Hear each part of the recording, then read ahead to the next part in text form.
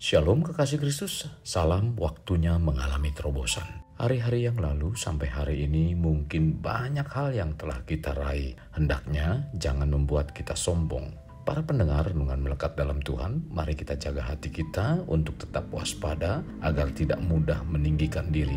Karena hal ini akan mudah mencuri kemuliaan Tuhan. Mari kita berdoa. Tuhan Yesus, terima kasih buat kesempatan yang indah pada hari ini, di mana kami terus dihiasi dengan kebenaran firman-Mu untuk hati pikiran kami, agar kami tertanam di dalam kebenaran itu. Tuhan, berbicaralah melalui hamba-Mu lewat renungan pada hari ini. Biarlah kiranya firman yang disampaikan sungguh menguatkan hati kami, membawa pencerahan di dalam kehidupan kami dan kerohanian kami, sehingga kami menjadi pribadi-pribadi yang kokoh, pribadi-pribadi yang kuat, dan pribadi-pribadi yang tetap siaga dalam segala keadaan Tuhan. Terima kasih Tuhan Yesus. Ini yang menjadi doa dan permohonan kami dalam nama Tuhan Yesus kami berdoa. Amin.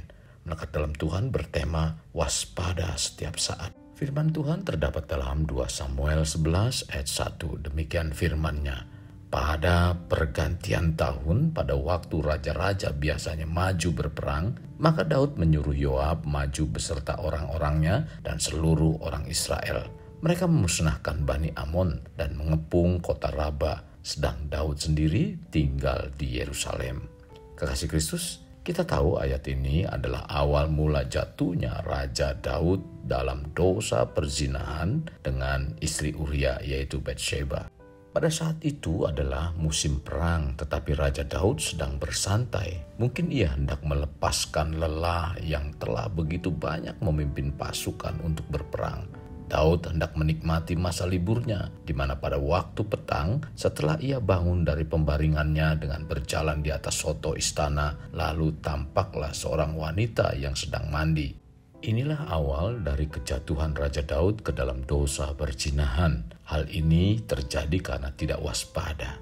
Karena kesalahan yang ia tutup-tutupi, Raja Daud melakukan kesalahan yang lebih kejam lagi. Sampai ia merencanakan pembunuhan terhadap Uria, suami dari Batsheba. Sehubungan dengan perzinahan, pada tahun 2010 ada kabar yang menggemparkan di seluruh selebritis, di mana seorang pegolf yang selama ini dikenal sebagai sosok kepala rumah tangga, suami dan ayah yang baik, ternyata menyimpan banyak masalah. Ia terjatuh karena berselingkuh dengan banyak wanita, dan ketika hal itu menjadi konsumsi publik, orang pun terkejut melihat sosok yang selama ini dikenal baik ternyata bisa jatuh ke dalam dosa sedemikian. Beberapa perusahaan pun memutuskan kontrak dengannya. Ia pun mengalami kegoncangan karena image-nya hancur, keluarganya pun hancur. Kehancuran tiba-tiba datang sebagai resiko akibat kesalahan yang ia perbuat sendiri. Sungguh amat disayangkan, sesuatu yang telah ia bangun selama lebih dari 1 dasawarsa akhirnya harus hancur dalam sekejap mata. Jadi kita dalam menjalani kehidupan hendaknya kita waspada setiap saat. Mengapa bisa demikian? Karena ada banyak faktor di dalam sebuah keberhasilan yang bisa membuat kita lupa diri. Sesuatu yang mungkin tidak terjadi ketika kita sedang merintis atau membangun keberhasilan kita. Ada banyak orang tergelincir jatuh justru ketika kesuksesan telah berhasil mereka raih. Maka tidaklah heran jika ketika kita sudah sukses, perjuangan kita akan jauh lebih berat lagi. Mempertahankan sesuatu akan selalu lebih berat daripada saat ketika kita mulai membangun. Kejadian seperti ini berulang kali tercatat dalam Alkitab. Selain Raja Daud, ada sosok yang lain yaitu Korah. Korah tadinya merupakan seorang pemimpin yang cukup berpengaruh di masa ketika Israel keluar dari Mesir. Seperti halnya orang Lewi lainnya, Korah dipercaya untuk melakukan pekerjaan pada kemah suci Tuhan, di mana Bani Korah bertugas bagi umat untuk melayani mereka. Dengan status seperti ini, dengan sendirinya Korah mendapat kepercayaan yang lebih tinggi dibandingkan orang Israel lainnya. Itulah sebuah kehormatan. Namun nyatanya Korah terperosok dalam dosa pemberontakan. Ketika ia sukses, ia menjadi lupa akan hakikat kepercayaan yang telah diberikan Tuhan kepadanya. Ia menghargai dirinya sendiri secara berlebihan dan kemudian gagal untuk mengenal batasan yang telah ditetapkan Tuhan baginya.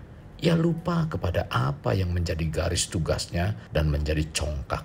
Korah mengajak orang-orang untuk berontak melawan Musa serta 250 orang Israel, pemimpin-pemimpin umat itu, yaitu orang-orang yang dipilih oleh rapat, semuanya orang-orang yang kenamaan, tercatat dalam Bilangan 16 ayat 1-2. Mengapa ia memberontak? Karena ia merasa dirinya terlalu hebat dan haus akan jabatan. Mereka merasa iri kepada Musa. Kesombongan Korah dan orang-orangnya membuat mereka lupa bahwa sesungguhnya yang mereka lawan bukanlah Musa dan Harun saja, melainkan Tuhan. Musa pun mengajak bangsa Israel untuk melihat siapa yang benar. Dari peristiwa pemberontakan ini, maka terbelah tanah yang di bawah mereka. Dan bumi membuka mulutnya dan menelan mereka dengan seisi rumahnya dan dengan semua orang yang ada pada Korah dan dengan segala harta milik mereka. Demikianlah mereka dengan semua orang yang ada pada mereka turun hidup-hidup ke dunia orang mati, dan bumi menutupi mereka sehingga mereka binasa dari tengah-tengah jemaah itu. Tercatat dalam Bilangan 16 ayat 31-33. Hukuman Tuhan jatuh atas orang-orang sombong yang melupakan hakikat dirinya lalu berani melawan Tuhan. Hal yang hendaknya kita ingat sebagai anak Tuhan, janganlah kita sombong atas keberhasilan yang kita raih dan tetap waspada setiap saat, baik di saat kesusahan maupun di saat keberhasilan. Merasa percaya diri itu baik. Mengetahui potensi dan kemampuan kita itu juga baik. Menghargai diri sendiri itu pun baik. Tetapi jika itu kita lakukan secara berlebihan, kita bisa terjatuh kepada berbagai dosa yang akan membuat apa yang telah susah payah kita bangun menjadi hancur berantakan dalam waktu sekejap mata. Ketika kita sudah berhasil, bersyukurlah kepada Tuhan yang telah memberikan itu semua. Dan jangan berhenti di situ. Tetapi pertahankanlah kesuksesan itu dan jauhilah segala hal yang bisa menjatuhkan kita seperti yang dilakukan Korah. Jangan lupa bahwa di luar Tuhan kita tidak dapat berbuat apa-apa. Tercatat dalam Yohanes 15 ayat 5. Maka waspadalah setiap saat. Mari hendaklah kita senantiasa waspada dan terus menjaga keberhasilan dengan baik. Kasih Kristus, mari kita alami terobosan hidup. Untuk mengalaminya, mulailah dengan mengenal prinsip-prinsip kerajaan Allah serta menjadi warga kerajaan. Kita berdoa, Tuhan Yesus, terima kasih buat firman Tuhan yang Kau sudah ingatkan kami agar kami berjalan dalam setiap saat untuk tetap waspada. Sekalipun itu mungkin terlihatnya seperti angin sepoi-sepoi, sekalipun kami duduk tanpa sandaran, kami tidak akan terjatuh. Justru dengan angin sepoi-sepoi itulah agar kami waspada, supaya kami jangan kantuk sehingga kami terjatuh.